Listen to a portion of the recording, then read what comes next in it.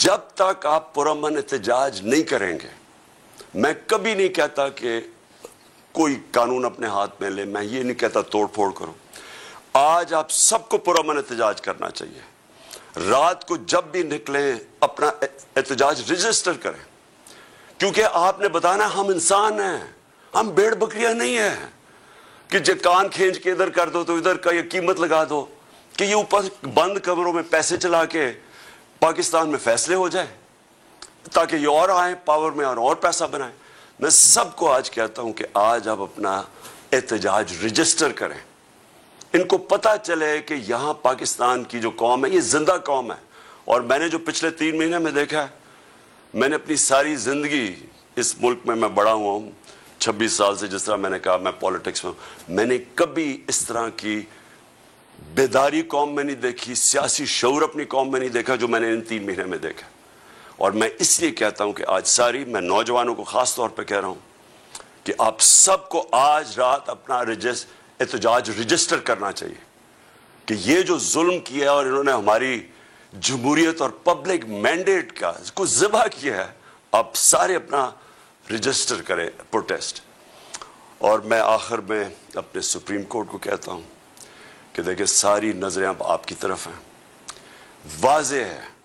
मैं वकील नहीं हूं, लेकिन जितने भी वकीलों से मैं मिला हूं उन्होंने जो क्लियरली 63A के अंदर लिखा हुआ है कि पार्लियामेंट्री हेड, जो कि चौधरी शुजात नहीं थे, चौधरी शुजात पार्टी हेड है।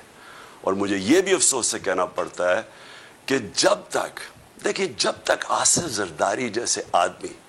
मैंने 26 साल पहले ये जरदारी और नवाज शरीफ के खिलाफ जहाद शुरू की थी, ये लोगों को जब तक हमारा इंसाफ का निज़ाम नहीं पकड़ेगा, मैं कहता था कि मैं इनको NRO नहीं दूंगा, मैं क्यों बार बार कहता रहा 3.5 साल, पूरा मेरे ऊपर प्रेशर डाला गया कि इनको NRO दे दो, मैं बार बार क्यों कहता रहा हूं। देखिए मेरी तो जिंदगी आसान हो जानी थी, NRO दे देता, इन्होंने चुप कर जाना था, क्योंकि आपस में 10 साल इन्होंने हुकूमत तो की है, दोनों ने मुल्क लूटा, महंगाई की, कुछ की, कोई फर्क नहीं पड़ा, दोनों मिलकर खा रहे थे। जब तक पाकिस्तान में ताकतवर डाकुओं को हम कानून के नीचे नहीं लेके आएंगे, मेरे पाकिस्तानियों, इस मुल्क का कोई मुस्तकबिल नहीं है। आप ये ज़हन में से हटा दें कि हम कोई बड़ी बड़ी कौम बन जाएंगे जब तक सिर्फ छोटे चोर जेल में जाए और बड़े डाकू इस तरह करके रिश्वत दे के लोगों को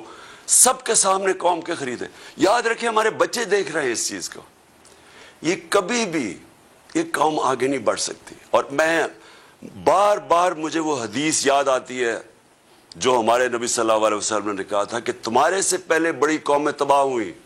जिधर सिर्फ छोटे चोर जेल में जाते हैं और बड़े डाकू को कानून आपका नहीं पकड़ सकता।